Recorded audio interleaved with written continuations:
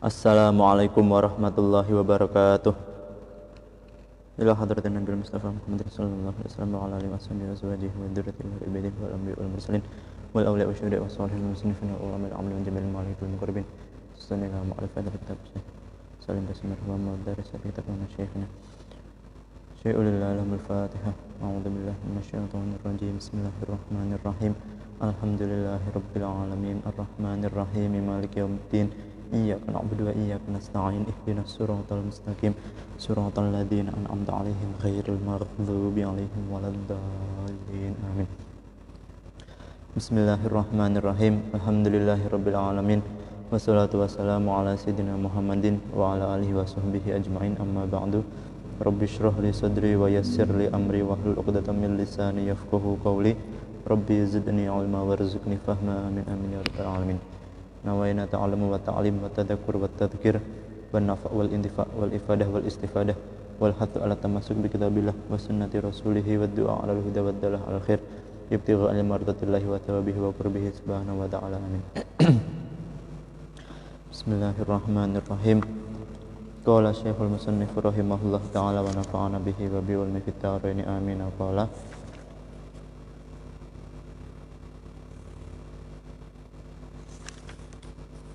Bismillahirrahmanirrahim. Bismillahirrahmanirrahim. Faslun utawi iki iku ana fasal suwiji. Faslun utawi iki iku ana fasal suwiji nawaqidul wudu'i. Kemarin setelah kita bahas tentang syarat-syaratnya wudu, kemarinnya lagi rukun-rukunnya wudu, sunah-sunahnya wudu. Sekarang yang berhubungan dengan wudu yaitu yang membatalkan wudu atau yang merusak wudu. Faktor-faktor atau penyebab rusaknya wudu atau batalnya wudu. Faslun utawi iki iku fasal suwiji nawaqidul wudu'i utawi pira-pira perkara kang ngrusak wudu atau yang membatalkan wudu. Nawaqidul wudu'i utawi pira-pira perkara kang ngrusak wudu yang membatalkan wudu iku arba'atu asya'a ana papat pira-pira suwiji-wiji. Nawaqidul wudu'i utawi pira-pira perkara kang ngrusak wudu atau yang membatalkan wudu iku arba'atu asya'a ana papat pira-pira suwiji-wiji. Ada 4. Kalau 4 ini salah satunya terjadi pada seseorang yang sudah berwudu maka wudunya batal atau rusak. Al-awwal utawi kang awal iku al-khariju perkara kang metu utawa barang kang metu. Al-awwal utawi kang awal iku al-khariju barang kang metu min ahadis sabila ini saking salah sijine dalan loro. Al-awwal utawi kang awal iku al-khariju perkara kang metu min ahadis sabila ini saking salah sijine dalan loro. Min kubulen bayane saking dalan ngarep, min kubulen bayane saking dalan ngarep au duburin utawa dalan mburi. Yang pertama adalah sesuatu yang keluar dari salah satu dua jalan, dari dua jalan depan kubul atau jalan belakang dubur. Nah,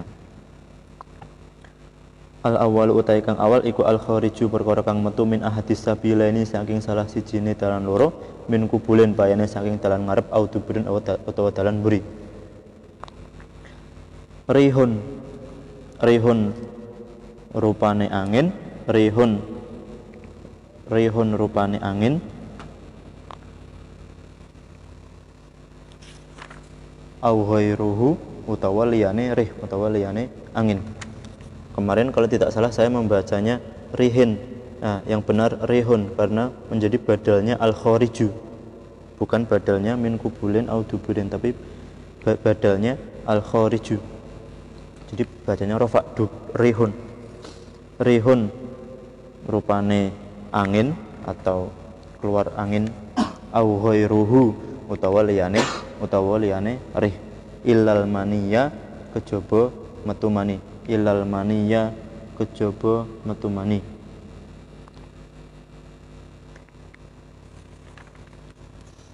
Jadi perkara yang pertama yang membatalkan wudu adalah keluarnya sesuatu dari salah satu dua jalan antara kubul atau dubur.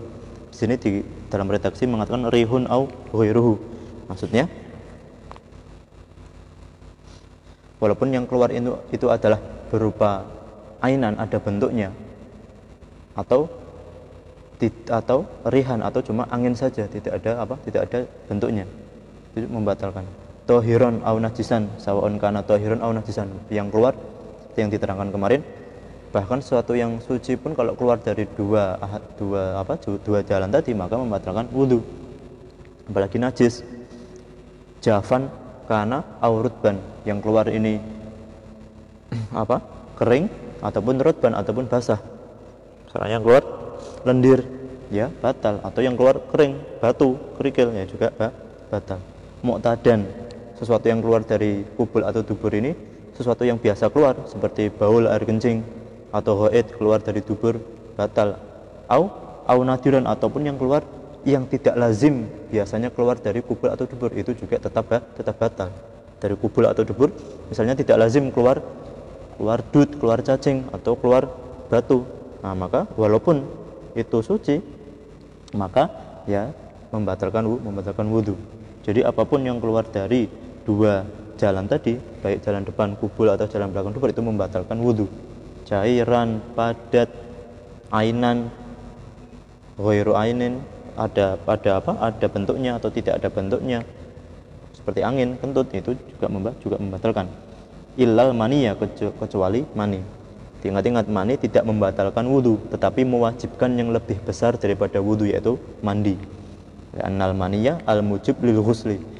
Mani ini mengakibatkan mandi, maka sudah tidak wajib lagi wudu, karena wajib yang lebih besar lagi, yaitu mandi. Maka keluar mani tidak membatalkan wudu, tapi mewajibkan mandi. Asani utawi kang kaping pindho, asani utawi kang kaping pindho iku zawalul akli, ilangi akal. Asani utawi kang kaping pindho iku zawalul akli, ilangi akal.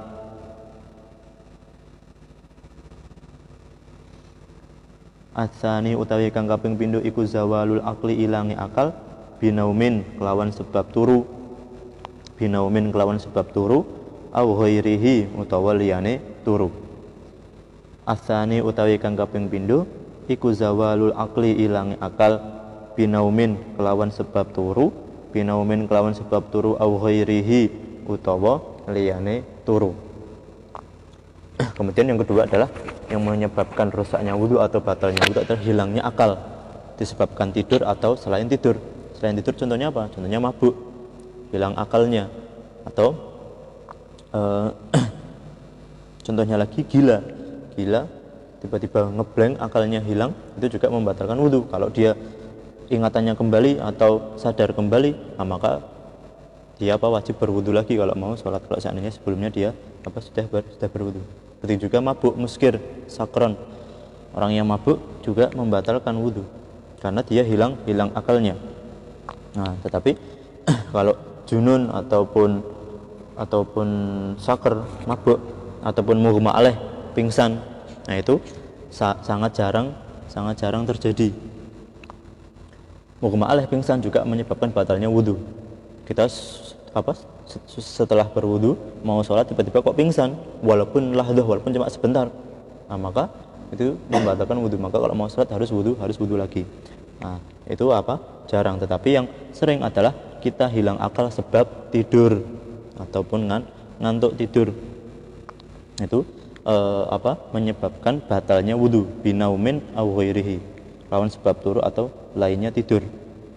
Kalau seorang yang sudah terlelap tidur terus kok dia ngelilir bangun, maka kalau sebelum tidur dia berwudu, maka wudunya batal. Tapi illa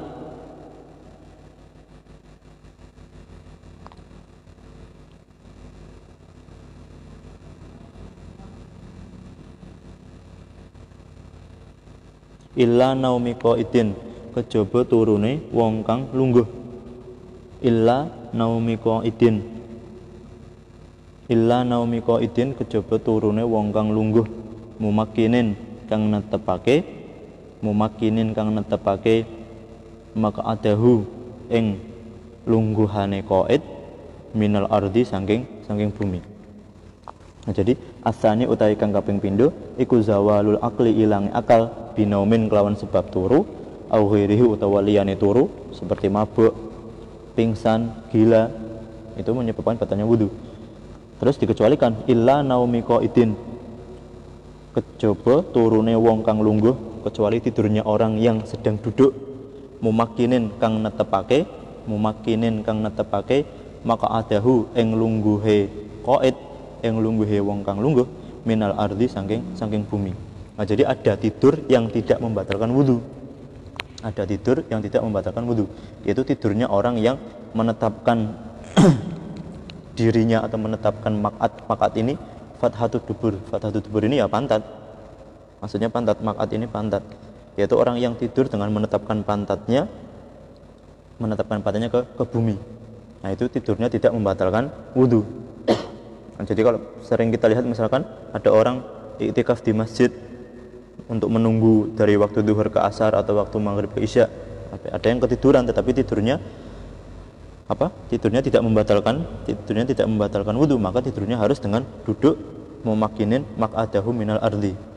Nah, memakinin maq'adahu minal ardi ini dimaksudkan, maksudnya karena kalau seandainya duburnya atau maq'adnya ini nempel di bumi, itu akan sangat sulit sekali untuk keluar angin dari situ. Nah, biasanya yang menyebabkan batalnya wudu ketika tidur adalah kentut, tapi kita tidak tahu.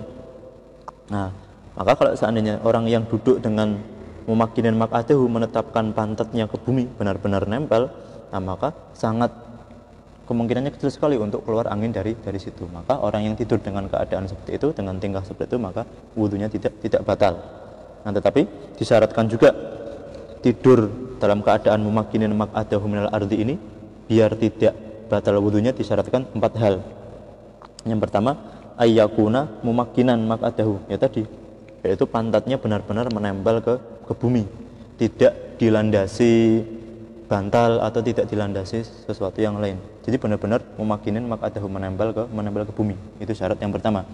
Yang kedua, ayyakuna mu'tadilal khilqah, yaitu orang yang tidur tadi itu benar-benar proporsional di dalam tubuhnya. Maksudnya dia tidak terlalu kurus dan juga dia tidak terlalu gemuk. Nah, jadi orang yang tidur dengan duduk memakinin maq'adahu wudunya tidak batal, itu orangnya harus proporsional, tidak terlalu kurus dan juga tidak terlalu gemuk. Karena apa? Karena kalau seandainya terlalu kurus, dikatakan kalau seandainya terlalu kurus, walaupun dia memakinin maq'adahu, menetapkan pantatnya di bumi, itu masih ada celah untuk dia keluar bisa kentut. Begitu juga kalau orang yang terlalu gemuk, itu juga tidak proporsional, bisa ada celah yang keluar dari maq'adnya, dari pantatnya. Jadi tidak tahu apakah dia kentut atau tidak. Nah, jadi disyaratkan bagi orang yang tidur menetapkan pantatnya dan wudunya tidak batal, itu orangnya harus proporsional, tidak terlalu kurus dan juga tidak terlalu gemuk. Terus disyaratkan juga ayastayqidha alal halah allati nama 'alaiha. Terus orang tersebut dikatakan wudunya tidak batal ketika dia tidur dengan duduk, ketika dia bangun dan posisinya tidak berubah. Nah, jadi kalau misalkan dia iktikaf di masjid nunggu dari habis maghrib ke isya, kok ngantuk tertidur, ketika dia bangun posisinya kok tidak berubah, tetap duduk tegak atau nah maka dia tidak batal wudunya, karena ketika bangun dia posisinya sama seperti sebelum tidur.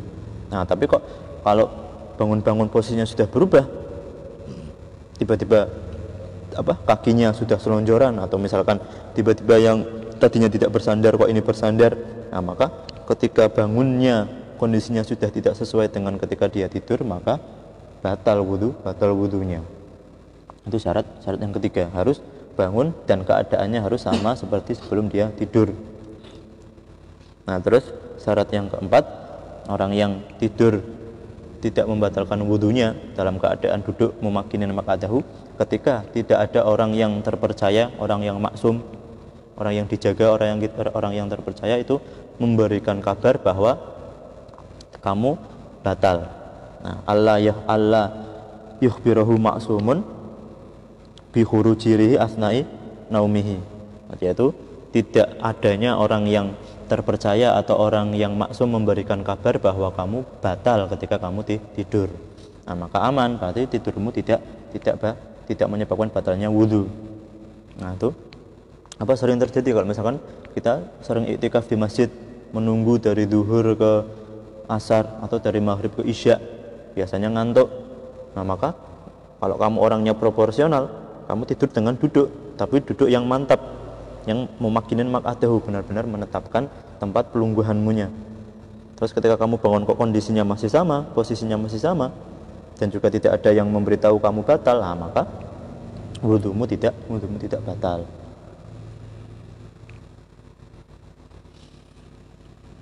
Itu apa? Nawaqidul wudu yang kedua, zawalul akli.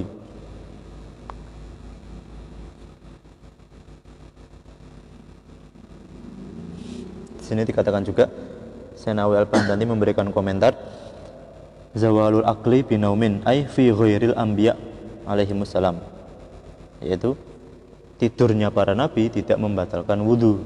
Jadi yang membatalkan zawalul akli, hilangnya akal sebab tidur ini itu bagi orang-orang biasa. Kalau bagi para anbiya, para rasul, nah maka tidurnya mereka tidak membatalkan wudu.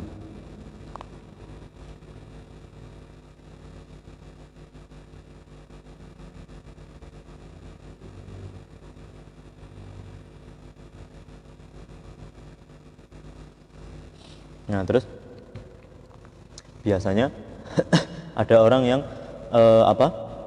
ngantuk nuas ini ngantuk. Kalau orang yang mengantuk misalkan, apakah dia sudah masuk kategori tidur atau belum? Misalkan biasanya kalau orang Jumatan nunggu khutbah, kalau khutbah ini biasanya ada yang ngantuk. Nah, terus cara membedakan dia sudah tertidur kemudian batal wudunya dengan dia masih cuma ngantuk saja tidak membatalkan wudunya adalah, kalau masih ngantuk saja tidak membatalkan wudu, belum sampai tidur, itu walaupun dia sudah memejamkan mata, tetapi kok dia masih terdengar sedikit-sedikit suara, atau dia kadang kan belum terlalu pules, belum terlalu larut masuk ke tidur, dia masih bisa mendengar suara-suara atau masih istilahnya bisa merasakan sesuatu yang ada di sekelilingnya, itu masuk kategori nuas, masuk kategori ngantuk, masih terdengar suara dari luar, itu masih kategori ngantuk, maka belum batal wudunya. Tapi kalau pas khutbah kok benar-benar sudah terlelap, tiba-tiba bangun posisinya sudah pindah, bangun posisinya sudah tidak seperti tidur, maka ya wudu lagi, karena batal wudunya. Karena disyaratkan tadi, kalau orang yang duduk tertidur dalam keadaan berwudu, itu bangun-bangun posisinya harus sama, karena kalau berpindah sedikit ataupun ada orang yang mengabarkan bahwa dia ternyata sudah batal, ya maka batal wudunya.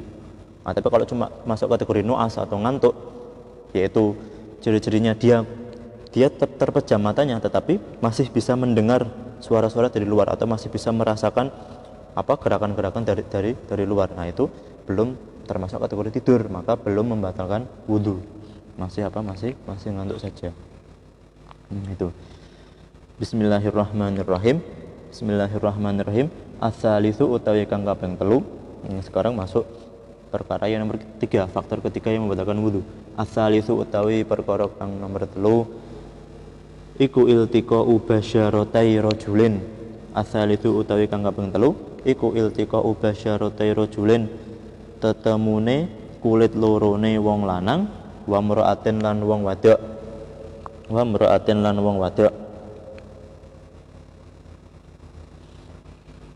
Ats-tsalitsu utawi kang kaping 3 iku iltiqa'u basyaratai rajulin, tetemune kulit lorone wong lanang, wa mra'atin lan wong wadok.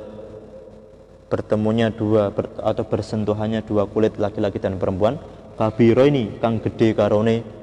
Nah, diberi batasan, diberi qaid, kabiro ini kang gede karone, dua-duanya masuk kategori orang yang sudah besar. Nah, nanti orang yang sudah besar itu seperti apa nanti dibahas.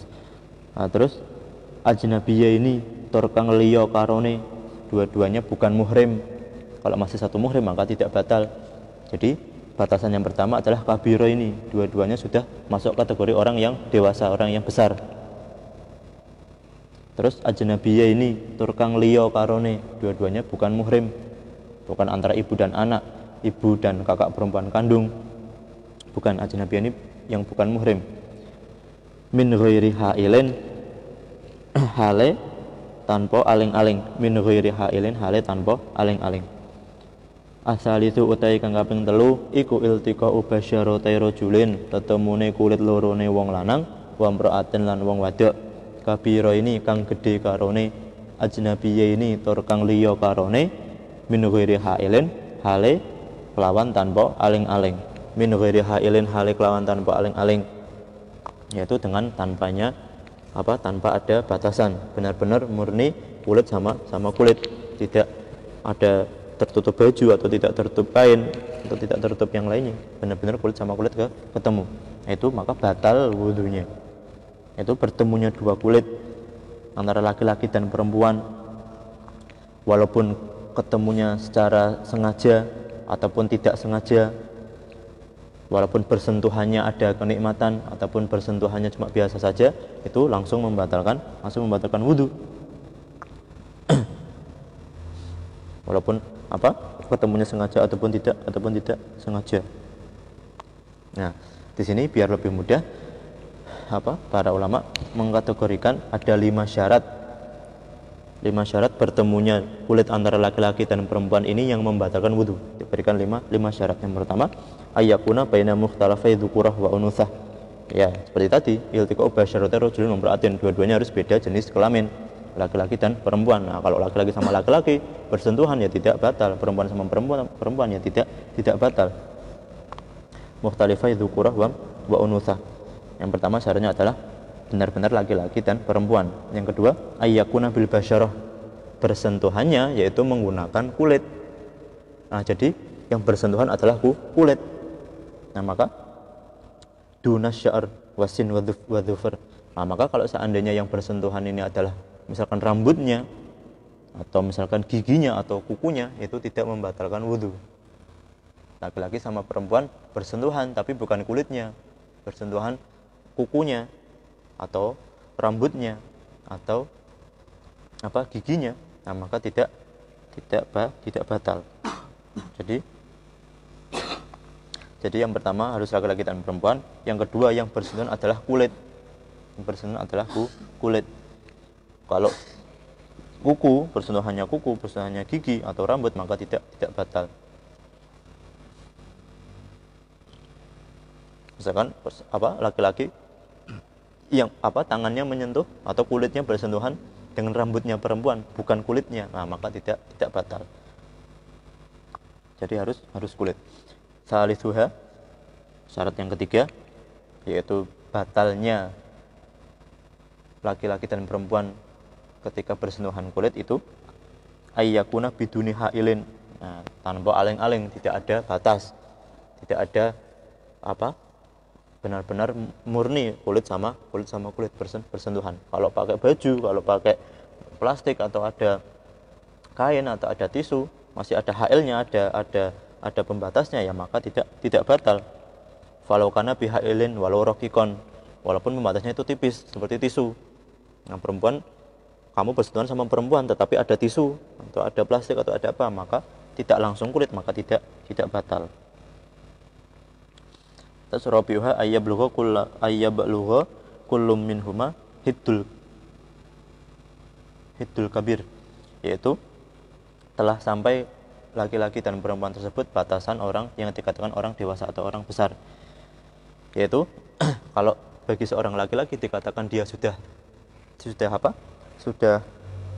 kabir, sudah besar, itu ketika dia sudah memiliki rasa tertarik kepada seorang perempuan yang husnut yang dawatut toba' as-salimah, yaitu kalau dia seorang laki-laki sudah memiliki ketertarikan kepada seorang perempuan yang mana perempuan tersebut kondisinya normal, tiba as-salimah, maka orang tersebut sudah masuk kategori kabir. Jadi misalkan belum balik kok sudah dia punya rasa condong suka kepada seorang perempuan, dia sudah bisa merasakan ladahnya melihat ataupun bersentuhan dengan perempuan, maka dia sudah masuk kategori kabir. Maka ketika bersentuhan ya batal. Begitu juga perempuan, perempuan dikatakan besar, dikatakan kabirah itu ketika dia memiliki rasa ketertarikan. Tashtahi ini tertarik kepada lawan jenisnya. Tertarik kepada lawan jenisnya yang memiliki atiba as-salim, yang memiliki kondisi yang normal. Nah, maka sudah masuk kategori besar.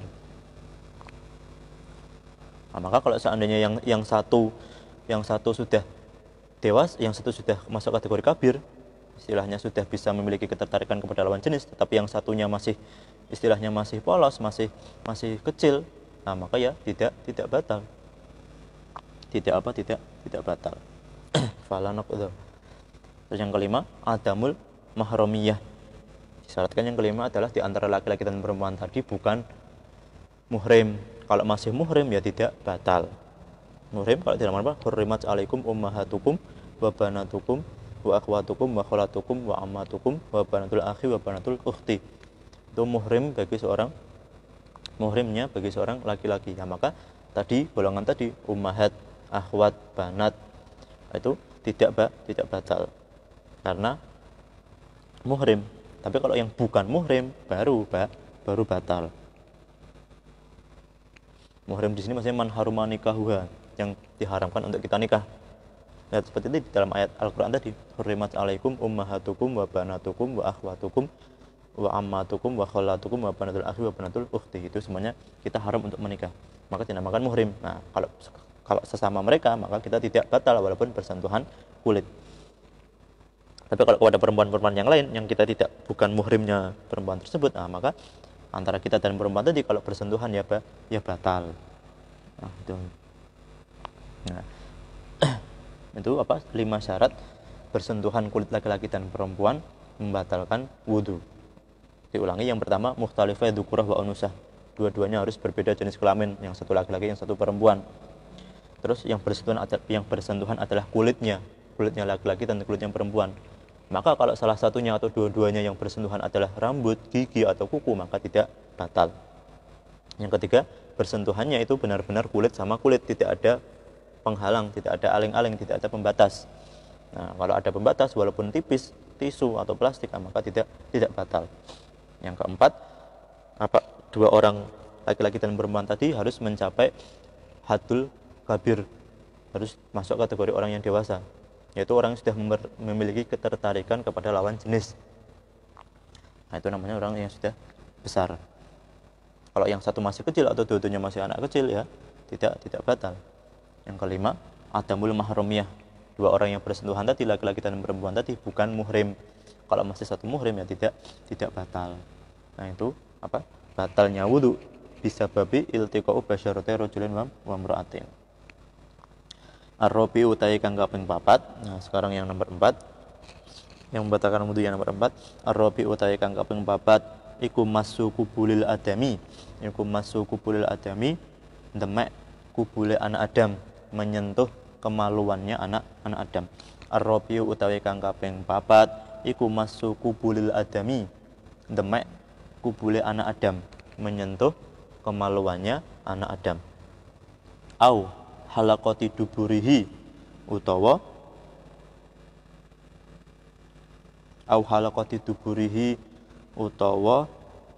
dubure anak Adam. Au halaqati duburihi utawa bolongane utawa lubang pantatnya anak Adam. Au halaqati duburihi utawa bolongane dubure anak Adam. Halaqat dubur ini al-mangfat al-multaqa, yaitu lubang pantat. Itu halaqat dubur. Menyentuh kubulnya anak Adam atau halaqah duburnya anak Adam bibatnir rohati, kelawan burine rohah telapak tangan. Bibatnir rohati, kelawan burine telapak tangan. Batnir rohah, ini batnir rohah. Au butunil asobi'i utawa burine pira-pira driji atau belakangnya jari-jari. Batnir rohah itu ini telapak tangan, belakangnya telapak tangan, atau butunil asobi. Nah, ini butunil asobi. Nah, jadi yang keempat adalah yang membatalkan wudu, yaitu menyentuh kubulnya anak Adam kemaluan depan atau halaqah dubur. Halaqah dubur ini manfaat lubang dubur, menyentuh dengan batnir rohah au butunil asobi, dengan belakangnya telapak tangan atau belakangnya jari-jari, yaitu membatalkan wudu. Walaupun yang disentuh itu miliknya sendiri.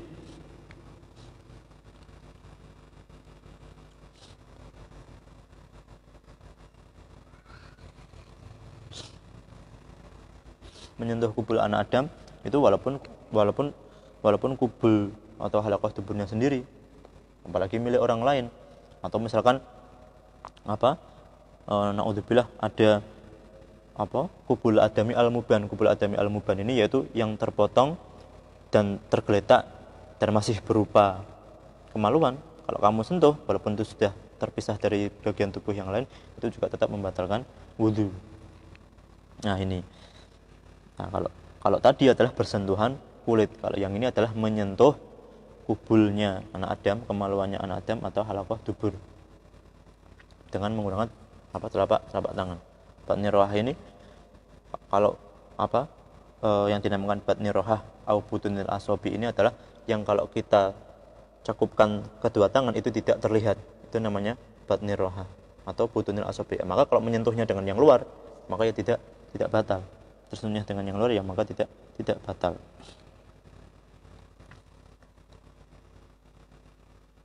Nah, terus yang membedakan antara masu kubul adami dengan tadi iltika ubasyaratai, bertemunya kulit tadi, ini kalau seandainya yang disentuh ini masuk kubul adaminya, yang menyentuh adalah yang batal, yang disentuh tidak batal.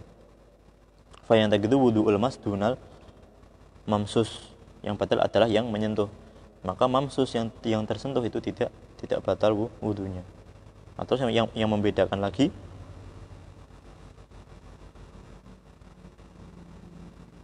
itu bahwa yang di dalam kasus masuk kubul adami au halaqati dubur ini, itu yang batal adalah yang menyentuh. Yang disentuh itu tidak batal. Terus kalau yang tadi disyaratkan berbeda kelamin antara laki-laki dan perempuan, kalau masuk kubul adami au halaqati duburihi itu tidak disyaratkan beda jenis kelamin. Jadi kelamin kita sendiri kalau kita sentuh ya batal. Halaqah dubur kita kalau kita sentuh ya batal. Nah itu. Jadi tidak seperti tadi. Nah, terus menyentuh kemaluan kubul ataupun dubur ini yang batal adalah dengan menggunakan batnil kafi. Kalau menyentuhnya bukan dengan batnil kafi atau ya tidak batal. Nah, misalkan kamu mandi berwudu, handuan, nah, maka kok tersentuh kemaluannya, dilihat. Kalau menyentuhnya pakai telapak tangan ya batal. Kalau tersentuhnya bukan dengan telapak tangan ya tidak batal. Nah, jadi masuk kubul adami batal ini ketika disentuh dengan menggunakan batnir rohah au butunil asobi. Kalau selain itu ya tidak membatalkan. Nah, terus yang membatalkan di masuk kubulil adami au halaqati dubur ini ya khusus ketika menyentuh kemaluan depan dan kemaluan belakang. Terus la istartu al-kibar, terus tidak disyaratkan kabir seperti tadi. Jadi walaupun masih kecil, misalnya punya adikmu atau punya anakmu masih kecil, kalau tersentuh kemaluan depan ataupun halaqah dubur itu membatalkan wudu. Nah, jadi tidak kabiro ini seperti iltiqo basyaratai tadi. Kalau masuk kubul adami au halaqati dubur itu walaupun masih kecil, kalau tersentuh kemaluannya ya yang menyentuh itu batal. Bismillahirrahmanirrahim. Faslun utawi iki kuna fasal suwiji.